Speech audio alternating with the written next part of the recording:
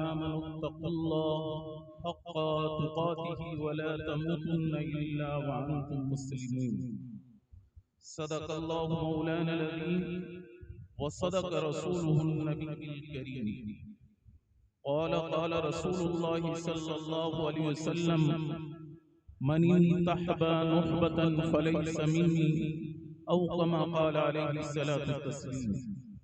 अल्लाहुम्मा सल्लि अला मुहम्मदिन व अला आलि मुहम्मदिन कमा सल्लैता अला इब्राहीम व अला आलि इब्राहीम इन्नका हमीदुम मजीद। अल्लाहुम्मा बारिक अला मुहम्मदिन व अला आलि मुहम्मद कमा बारकता अला इब्राहीम व अला आलि इब्राहीम इन्नका हमीदुम मजीद।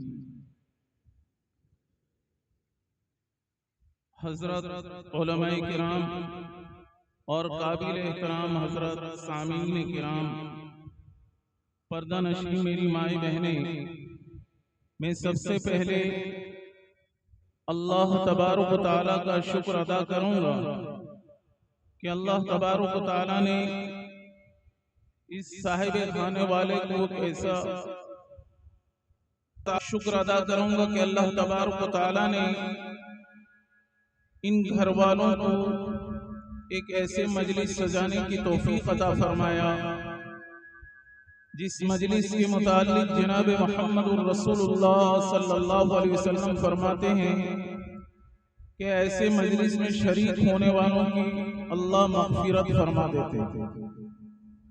और मग़फ़िरत उन मखलूक के दरमियान में अल्लाह तबारक व तआला उन्हें गवाह बनाकर, यानी जिन मखलूक से कोई गुनाह सरजद नहीं होता, और वो मखलूक ऐसी मखलूक है जब अल्लाह ने उन्हें सजदे का हुक्म दिया या रुकू का हुक्म दिया या क़याम का हुक्म दिया या क़ौमे का हुक्म दिया तो क़यामत तक उसी हालत पर वो कायम व दायम रहे। यानी ऐसी मखलूक के दरमियान में अल्लाह तबारक व तआला ऐसे मजलिस में शिरकत करने वालों की मग़फ़िरत फरमा देते हैं।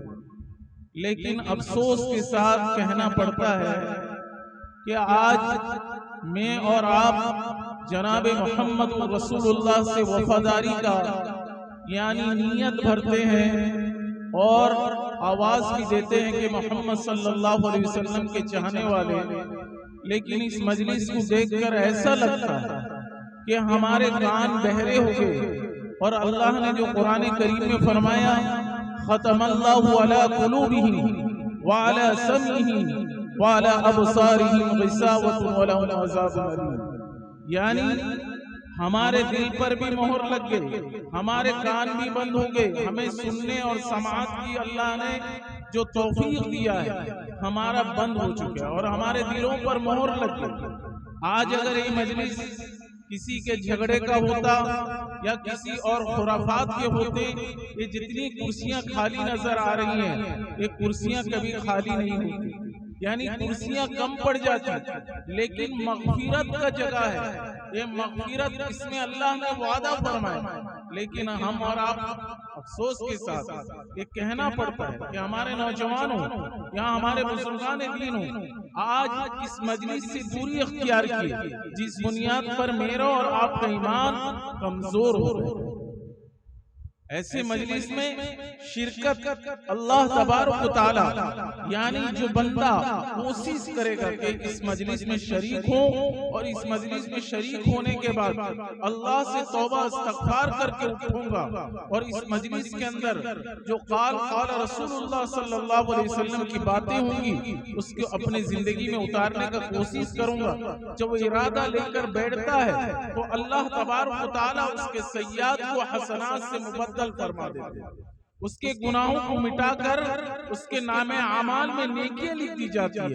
मेरे भाइयों बुजुर्गों दोस्तों, आप हजरात को मालूम है कि ऐसा मजलिस कभी कभी सजाया जाता है, यानी हमारे लिए गनीमत है। बड़े बड़े उलमाए किराम मुफस्सिरीन हजरात फरमाते हैं कि जिस जगह ये मजलिस लगता है, यानी 40 दिन तक अल्लाह के रहमत वाले फरिश्तों का नुज़ूल होता है और अल्लाह तबारक व तआला इस जगह पर रहमत की बारिश नुज़ूल फरमाते हैं। तो मेरे भाइयों बुजुर्गों दोस्तों, अल्लाह के वास्ते हमारे बाद यानी हमारे बाहर से आने वाले उलमाए किराम जो तशरीफ लाएंगे वो क्या असर लेकर जाएंगे? क्या इस महल्ले में 3-4 आदमी हैं और सब मुर्दे हैं? मेरे भाइयों बुजुर्ग दोस्तों, एक हदीस में आता है कि जनाब मोहम्मद रसूलुल्लाह सल्लल्लाहु अलैहि वसल्लम फरमाते हैं कि वो आदमी मुर्दा है जिसकी जबान में जिक्रुल्लाह ना हो। अगर ये मजलिस में आ जाए, आपके सामने जनाब मोहम्मद रसूलुल्लाह का तज़किरा हो और आप उस पर सल्लल्लाहु अलैहि वसल्लम फरमाएंगे, अल्लाह के नबी ने फरमाया वो कल्ब मुर्दा है जिस कल्ब से यानी जबान से जिक्रुल्लाह का वर्द ना हो। लेकिन आज जिक्रुल्लाह का मजलिस सजाए है जिन्होंने, अल्लाह उन्हें इसका जज़ाए खैर अता फरमाए। लेकिन हम इतने बदनसीब हैं कि मजलिस से दूरी इख्तियार करते हैं। मेरे भाइयों बुजुर्गों दोस्तों, जिन हजरात के कानों तक मेरी आवाज पहुंचती है, अल्लाह के वास्ते इस मजलिस में शरीक हूँ और अल्लाह के मग़फ़िरत का जो वादा है उसको साथ लेकर जाएं ताकि आपकी मग़फ़िरत हो। मेरे भाइयों बुजुर्गों दोस्तों, इस दुनिया के अंदर हर एक इंसान अपनी मग़फ़िरत का मोहताज है। रिज़्क़ उसके मुक़द्दर से आएगा, लेकिन आमाल आदमी मेहनत और मुशक्कत करने से आमाल का अज्र सवाब पाएगा। यानी कुर्बानी से दीन आती है। आप अपना वक्त वो निकाल कर जब इस मजलिस के अंदर आएंगे तो इस मजलिस से जो बरकत, अनवारात, इसके कमालात वो आपको हासिल होगा। लेकिन अफसोस है क्योंकि हम तो मस्जिद ही को नहीं जाते हैं, तो मजलिस को आकर फायदा क्या है? इसके अंदर यही बात बताई जाएगी कि मस्जिद आए भाई, अल्लाह के घर को आए, अल्लाह के सामने सजदा रेज़ हो, क्योंकि अल्लाह के सामने जब सजदा रेज़ होते हैं अल्लाह उस बंदे से खुश हो। मेरे भाई बुजुर्गों दोस्तों, मैंने आप हजरात के सामने एक हदीस पढ़ी, यानी इस हदीस के अंदर जिस दिन आलम अरवाह के अंदर मेरी और आपकी रूह को अल्लाह ने पैदा फरमाया, यानी एक वक्त अल्लाह ने आलम अरवाह के अंदर तमाम क़यामत तक आने वाले इंसानों की अरवाह रूह को पैदा फरमाया। पैदा फरमाने के बाद अल्लाह ने हमसे वादा किया था, अल्लाह अपने बंदों से यानी बंदों की रूह से वादा लिया था, अलस्तु बिरब्बिकुम, कि तुम किसकी इबादत करोगे, किसके सामने सजदा रेज़ करोगे। एक जबान होकर तमाम अरवाह ने जनाब मोहम्मद रसूलुल्लाह की अरवाह जो थी पहले जवाब देती है कि आपका इबादत अल्लाह की करेंगे। तो हम सब ने अल्लाह के दरबार में वादा करके आए थे कि अल्लाह हम तेरी इबादत करेंगे, तेरी सिवा किसी की इबादत नहीं करेंगे। वादा करने के बाद हम दुनिया में आने के बाद अपने काम काज में लगकर अल्लाह के वादा खिलाफी करने वाले बने। जब अल्लाह से वादा खिलाफी किया जाता है, जनाब मोहम्मद रसूलुल्लाह सल्लल्लाहु अलैहि वसल्लम ने मुनाफिक की 3 अलामत बताई है। वो 3 अलामत में से एक अलामत ये है कि आदमी अगर किसी बात का वादा करे उसके वादा खिलाफी करे। अगर कोई उज़्र हो गया, कोई मजबूरी हो गया तो उससे माजरत कर दे। अगर माजरत कर लिया वो आदमी माफ कर दे। लेकिन अगर मैंने माजरत नहीं किया, वादा खिलाफी करता रहा, अल्लाह के दरबार में तौबा नहीं किया कि अल्लाह मैंने तुझसे जो वादा किया था उस वादे पर कायम दायम नहीं हूँ, या अल्लाह मुझे उस वादे पर कायम दायम होने की तौफीक अता फरमा। जब अल्लाह से करता हूँ तो अल्लाह मुनाफिक का निफाक की अलामत जो मेरे अंदर है उसे अल्लाह खत्म करता। मेरे भाइयों बुजुर्गों दोस्तों, अल्लाह ताला इंसान को बगैर मकसद के लिए नहीं पैदा किया। इस सारी दुनिया की जितनी मखलूक है सबको अल्लाह ने मकसद के लिए पैदा किया। अल्लाह का मकसद है, आदमी यहाँ से सालेपुर जाता है कोई मकसद लेकर जाता है। अल्लाह बंदे को जब पैदा किए तो अल्लाह ने इस बंदे के साथ एक मकसद रखा है। क्यों? और जितनी मखलूक़ात हैं 17,999 मखलूक इस इंसान के ताबे है। लेकिन ये इंसान किसी के ताबे नहीं, सिर्फ अल्लाह रब्बुल इज्जत के ताबे है। अभी मुफ्ती साहब कह रहे थे कि जिंदगी अगर आदमी गुजारे तो अल्लाह और उसके रसूल के तरीके पर, अल्लाह और उसके रसूल के तरीके पर जब आदमी जिंदगी गुजारता है, उसकी रूहानी और जिस्मानी, उसकी बातिनी सब अल्लाह की रजा के वास्ते होती है। उनका चलत फिरत, उठना बैठना, खाना पीना, सोना सिर्फ और सिर्फ अल्लाह के लिए हो जाता है। अल्लाह ने ये इंसान को अपने इबादत के लिए, किसके? अल्लाह अपनी इबादत के लिए हमें और आपको पैदा किया है, और तमाम मखलूकात को अल्लाह ने आपके फायदे के लिए पैदा किया, उससे आप फायदा उठाइए। दुनिया में जितने मखलूक हैं, जितने जानवर, नबातात, जमादात जितनी भी है, सब इंसान को फायदा देने के लिए। चाहे आपके यानी हिलाए हाजत, यानी आदमी का पैखाने के अंदर जो सफेद कीड़े पैदा होते हैं वो इंसान के फायदे के लिए। इसमें यानी हयातुल हैवान के अंदर लिखा है कि आदमी को अगर आंख का परेशानी है, उस बैतुल खुला के अंदर से जो कीड़े व्हाइट वाले, गोरे वाले पैदा होते हैं, उसे अगर इलाज के लिए उसे पीस कर अपने आंखों में लगा दिया जाए तो उससे आंख की रोशनी में इजाफा होता है।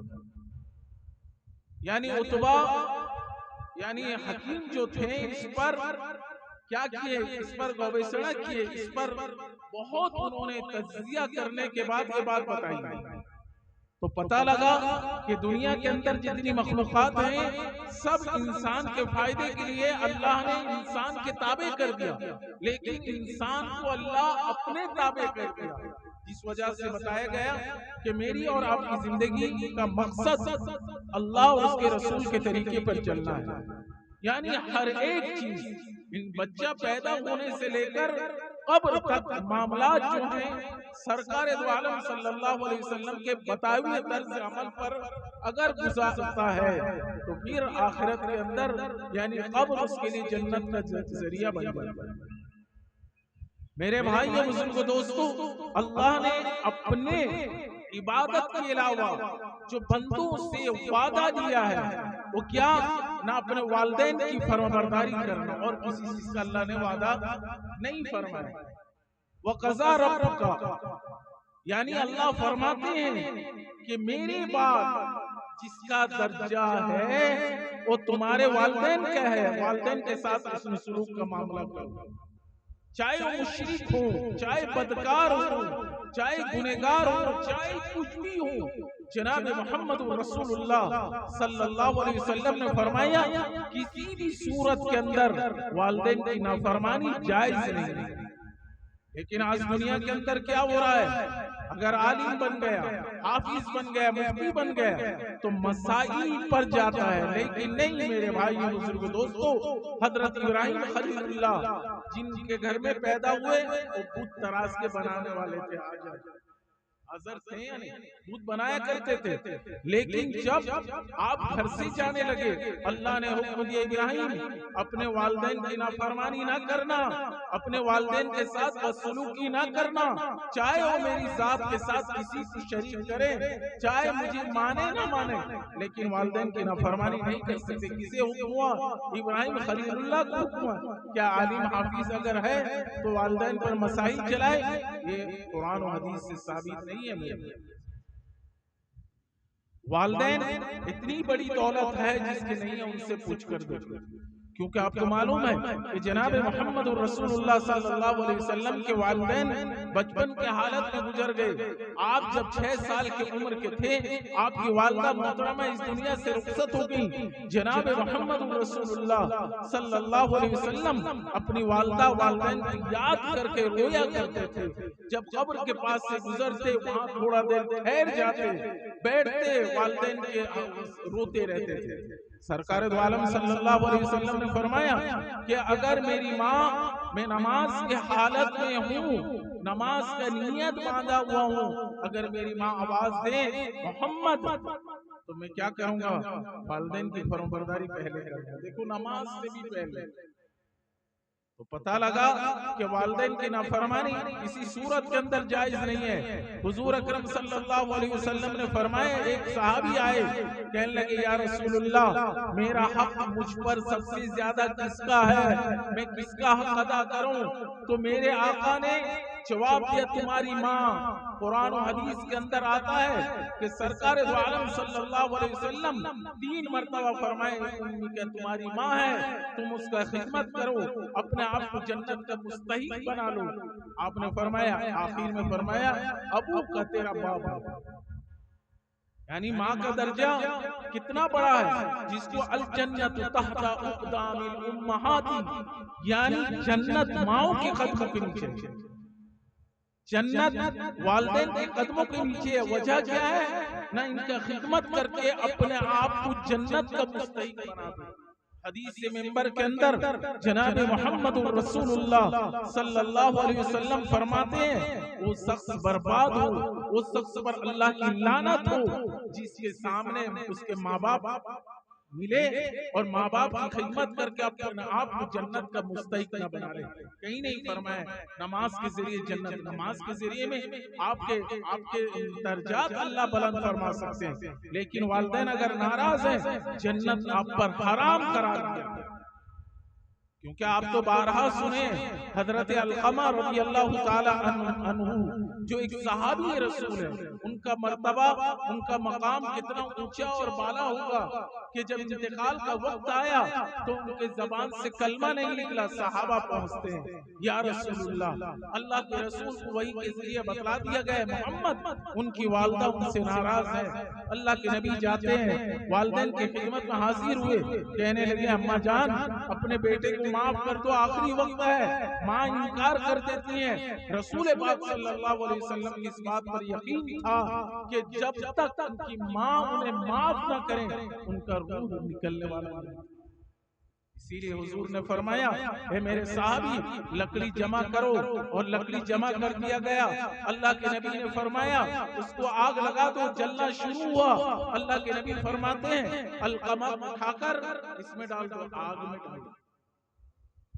माँ का दिल तड़प उठता है। माँ कहती है, या रसूलुल्लाह, आप अलक़मा को ऐसा ना करिए।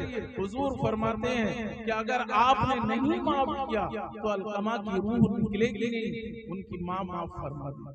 जब सहाबा के ये हाल है, मेरा और आपका हाल क्या होगा?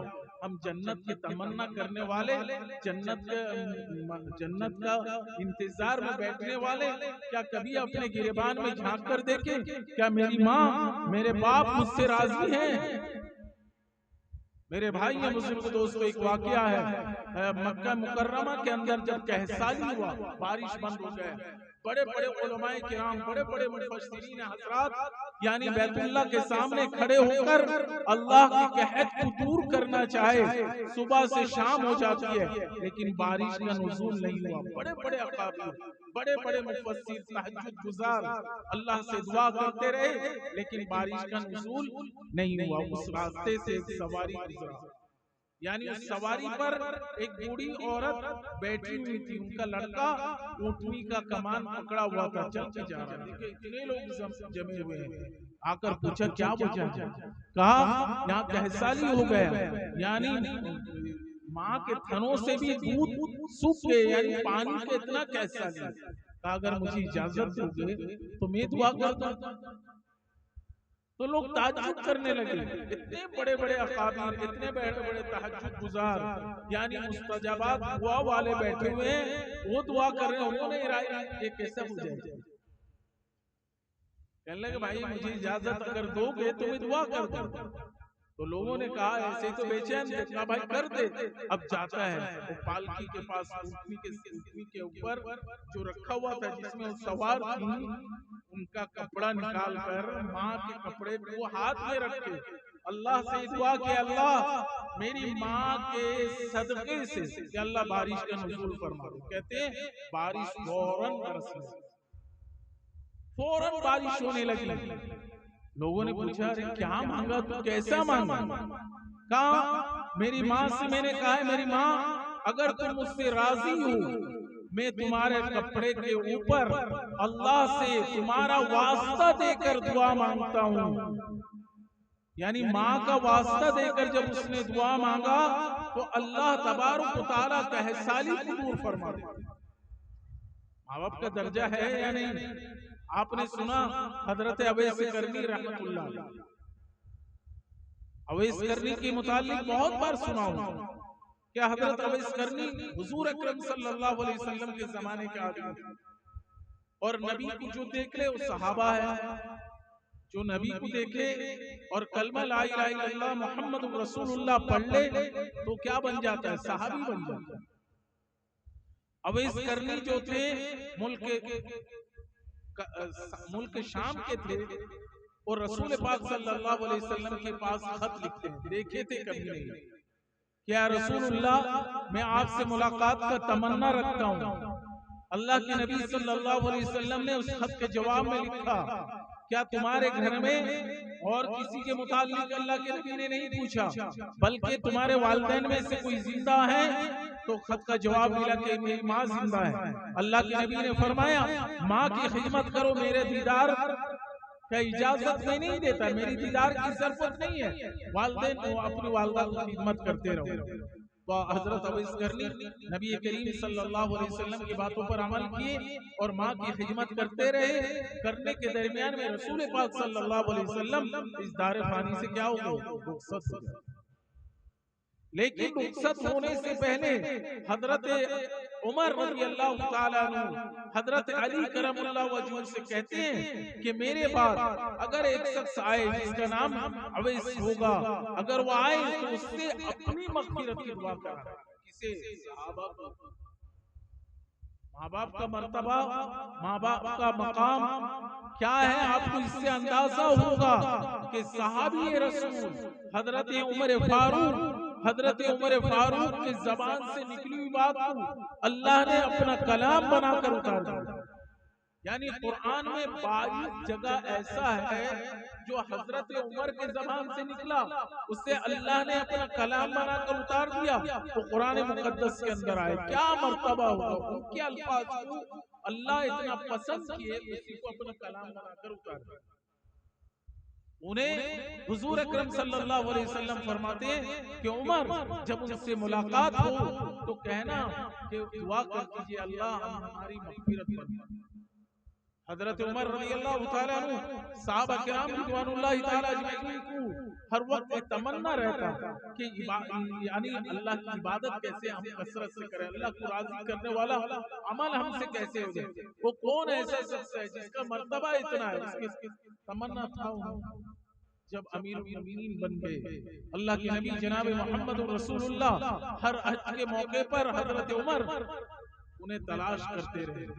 एक मौके पर लोगों ने बताया कि गुना जंगल के अंदर वो अपने अरकान पूरा करके ऊँटनियों को चराने गया हुआ है। हजरत उमर रज़ियल्लाहु ताला अन्हु कासिम बुला लेते, किसी भेजकर नहीं भेजा, क्योंकि जनाब मुहम्मद रसूलुल्लाह ने जिनके बारे में बशारत दी है कि उनसे अपनी मग़फ़िरत की दुआ कराना, तो उनका मकाम क्या होगा। हजरत उमर जाते हैं, वो नमाज के अंदर खड़े रहते हैं, पीछे से यानी आवाज को आदमी के चलने का जब आया तो उन्होंने अपने नमाज को इख्तिसार किया। उन्होंने अपने नमाज को इख्तिसार कर दिया। क्यों? न मुझसे कोई मिलने आया या मुझसे कोई जरूरत अपनी हाजत मांगने आया होगा, तो नमाज मुकम्मल करके मुड़े तो फौरन हजरत उमर रज़ियल्लाहु ताला अन्हु ने सलाम पेश। हजरत उमर पूछे तुम्हारा नाम क्या है? अल्लाह वाले थे, कहने लगे मेरे नाम से क्या लेना है, वो तो जानते नहीं उमर है या अली है, इनके इल्म में भी नहीं है। कहने लगे आप नाम बताइए, तो कहने लगे मेरे नाम से क्या लेना है। हजरत अली करमुल्लाह वजहू ने फरमाया, क्या तुम जानते हो कौन है? ये उमर फारूक रज़ियल्लाहु ताला अन्हु। फौरन कहते हैं हजरत मुझसे गलती हो गई, मैं आपसे कभी देखा नहीं, आपसे मुलाकात भी नहीं हुई थी। वो हजरत उमर रज़ियल्लाहु ताला अन्हु कहते हैं हमारे लिए दुआ कर दीजिए मग़फ़िरत। अवैस करनी कहते हैं आप तो सहाबा हैं, अमीरुल मोमिनीन हैं, मैं तो सहाबा भी नहीं हूँ, मैं आपके हक में क्या मग़फ़िरत की दुआ करूँ, आप मेरे हक में मग़फ़िरत की दुआ करें। हजरत उमर फरमाते नहीं, अल्लाह के नबी जनाब मोहम्मद रसूलुल्लाह का फरमान था, अल्लाह के नबी ने मुझसे फरमाया था ये मर्तबा, ये मकाम क्यों मिला, कैसे? समझने की बात है।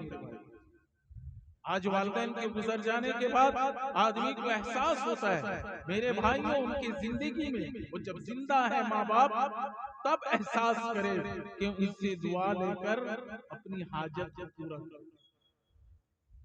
एक रिवायत के अंदर आता है, आदमी अगर कोई मुसीबत के अंदर मुब्तला हो जाए, कोई परेशानी के आलम आ जाए, अगर उसकी माँ जिंदा है, माँ के पास बैठकर अपनी हाजत को रखे और माँ से कहे कि मेरी अम्मा दुआ कर दीजिए कि अल्लाह इस मेरी जरूरतों को, मेरी हाजतों को अल्लाह पूरी फरमा दे। कुरान हदीस के अंदर आता है, अल्लाह का कसम खाकर इस बात ताकीद की गई कि अल्लाह उसकी हाजत को पूरा कर देते। लेकिन हम जाने की तौफीक ही होते, परेशान है, नींद नहीं आ रहा है, वो तकलीफ है, लेकिन अगर माँ है तो जनाब मोहम्मद रसूलुल्लाह सल्लल्लाहु अलैहि वसल्लम का साहब ने फरमाया, माँ का आंचल पकड़ ले, माँ के पास हाथ जोड़कर बैठकर अपनी हाजत को रखे, तो माँ की दुआ जब हाथ उठा आसमान पर, यानी उठाने से पहले अल्लाह तबारक व तआला उसकी दुआओं को कबूल फरमाए। वालिदैन का मर्तबा मेरे भाइयों मुस्लिम दोस्तों कुरान और हदीस के अंदर भरा हुआ है। वालिदैन का मर्तबा इतना ज्यादा है, एक सहाबी रसूल आते हैं, कहते हैं या रसूलुल्लाह, मैंने अपनी माँ को 60 मर्तबा बैतुल्लाह का तवाफ कराया, 60 मर्तबा बैतुल्लाह का तवाफ कराया, और ऐसा मौका आया कि अपनी माँ को टोकरे में रख के बैतुल्लाह का तवाफ किया। और कभी कभी ऐसा हुआ मेरी माँ सही थी, अगर पेशाब हो गया, उसका पेशाब मेरे होठों तक आ जाए, क्या मैंने माँ का हक अदा कर दिया? किससे पूछा गया? हुजूर से पूछते हैं एक सहाबी, क्या मैंने मेरी माँ का हक अदा कर दिया? तो जनाब मोहम्मद रसूलुल्लाह सल्लल्लाहु अलैहि वसल्लम मुस्कुराते हैं, कहते हैं तुम अपनी माँ के पेट में कितना महीना रहे? 9 महीना रहे। आपकी रूह कब से 3 महीने के बाद, यानी बच्चा जो गोश्त का लुथड़ा रहता है उसके अंदर अल्लाह जान डाला। तो हुजूर ने फरमाया तुम माँ के पेट में जो 6 महीना रहे, जब बच्चा घूमता है या लात मारता है माँ के पेट के अंदर, एक यानी लात के बराबर भी तुमने उनका हक अदा नहीं किया। वो आज वालिदैन का अगर अच्छा खिला दिया, अच्छा पिला दिया, दूसरों के सामने उसका तस्करा करता है, मैं वालिदैन को ऐसे करा, मैंने आज करा दिया, मैंने उम्रा करा दिया, मैं उन्हें बेहतरीन एयर कंडीशन घर में रख। मेरे भाई अगर कयामत तक आप अपनी माँ के पैरों को चाटते रहे, अपने बाप के पैर को चाटते रहे, तब भी उनका हक अदा नहीं कर सकते। हक तो तभी अदा होगा जब वालिदैन कहते हैं कि मेरा बेटा मेरा हक पूरा करता है। मेरे भाइयों मुस्लिम दोस्तों, आज हमारे माशरे के अंदर हमारी बहू जो आती है वो इस्लामी उसूल बताती है कि सास ससुर का खिदमत करना हमारे जिम्मा नहीं, यानी इनको मसला भी बता दिया जाता है, अरे नहीं करना है ठीक है, अगर वालिदैन नाराज रहे तेरा शौहर गर्क हो जाएगा, तेरा शौहर तबाह बर्बाद हो जाएगा। तू अगर अपनी शौहर की वफादार है, उसकी अच्छा उसे रहने का तेरा तमन्ना है, तो ते उसके वालिदैन की खिदमत कर, ताकि वालिदैन उससे राजी रहे, किससे? अपने औलाद से राजी। मसाइल पर चले जाते हैं, लेकिन मसाइल पर जाने से पहले इन बातों पर गौर करें कि वालिदैन की खिदमत, अगर मेरा शौहर तो बाहर रहता है, मेरा शौहर अपने यानी काम काज के अंदर रहता है, मैं उसके वालिदैन को राजी कर लूं ताकि वालिदैन की जबान से निकलने वाली दुआएं मेरे हक में, मेरे शौहर के हक में काबिल कबूल हो, और कल मेरी जिंदगी यानी दुनिया आखिरत के अंदर भलाई हो। मेरे भाइयों बुजुर्ग दोस्तों, इसलिए वालिदैन का मर्तबा और मकाम बहुत ऊंचा। हजरत मौलाना मुफ्ती तकी दामद बरकातुहू जो पाकिस्तान के जज हैं इस वक्त, वो अपनी किताबों के अंदर लिखते हैं कि अगर एक घर में उसकी माँ है, उसका बेटा है, और बेटा पंजाना नमाज बजमात तकबीर उला से नमाज अदा करता है, लेकिन अगर घर में माँ या बाप एक आदमी कोई बीमार है, ये उसके खिदमत पे लगा हुआ है और इसकी इस बात का डर है मैं अगर इतने नमाज पढ़ने जाऊं इन्हें कोई तकलीफ पहुंच जाए, अगर उसे डर है, इस हालत में हजरत मौलाना मुफ्ती तकी उस्मानी फरमाते हैं इस हालत में तकबीर उला से नमाज तर्क करके अपनी माँ का खिदमत करें।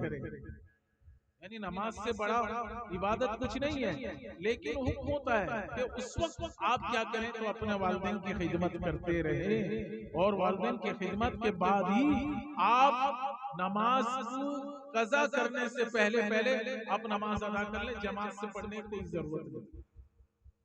तो पता लगा कि वालिदैन का मर्तबा बहुत है। मेरे भाइयों, बुजुर्ग दोस्तों, नौजवानों, इस बात पर गौर करें, अपनी आखिरत अगर बेहतर बनाना चाहते हैं वालिदैन को राजी कर लीजिए। अगर वालिदैन राजी हैं, अल्लाह फरमाते हैं जिसके वालिदैन नाराज हैं उनसे मैं भी नाराज हूं, अल्लाह फरमाता। मेरे भाइयों, बुजुर्ग दोस्तों, अगर अपने लिए कुछ बनाना चाहते हैं दुनिया के अंदर, और दीन तो बदरजे उला, मुझे और आपका इसका सबसे ज्यादा फिक्र होना चाहिए कि मेरा दीन बेहतर हो जाए। तो दीन की बेहतरी के लिए अल्लाह के नबी जनाब मोहम्मद रसूलुल्लाह सल्लल्लाहु अलैहि वसल्लम ने हदीस मिंबर के अंदर फरमा दिया कि वो शख्स बर्बाद, वो शख्स पर अल्लाह की लानत हो जो अपने वालिदैन को पाए और उनका खिदमत करके अपने आप को जन्नत का मुस्तहिक न बना ले। मेरे भाइयों, बुजुर्गों, दोस्तों, अल्लाह के वास्ते कुरान और हदीस पर अपनी जिंदगी गुजारने का, यानी आपके अंदर जब फिक्र होगा, अल्लाह तबारक व तआला कुरान के अंदर फरमाता है फज़कुरूनी अज़कुरुकुम वशकुरूली वला तकफुरून। आदमी अगर अल्लाह का जिक्र करना चाहता है, जरा से अल्लाह की तरफ, नेकी की तरफ कदम बढ़ाता है, तो अल्लाह रब्बुल इज्जत क्या करते हैं, उसे तौफीक अता फरमाते हैं। मेरे भाई बुजुर्ग दोस्तों, अल्लाह से दुआ करें कि अल्लाह हमें बारहा ऐसे मजलिसों में शरीक होने की तौफीक अता फरमाए, और ऐसे मजलिस अल्लाह हम सबों को कायम करने की तौफीक अता फरमाए, और नियत अल्लाह को राजी करने का हो, और इससे अमल, जिंदगी में अमल लाने की कोशिश हो। फिर हाँ, ये मजलिस कायम होना, ये मजलिस में बैठना सब हमारे लिए बाइश बरकत का जरिया बनेगा। अल्लाह ताला मुझे कहने से ज्यादा अमल की तौफीक अता फरमाए। सभी हजरात से दरखास्त है बैठे रहें, इसके बाद हमारे शायर इस्लाम जो है